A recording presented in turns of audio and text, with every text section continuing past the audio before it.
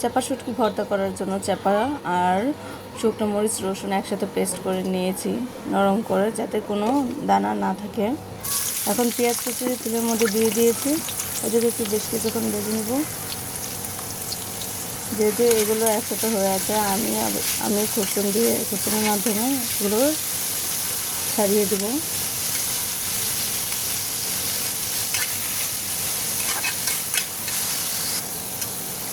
খানিকটা লবণ দিয়ে এটাকে আবার নেড়ে নিব।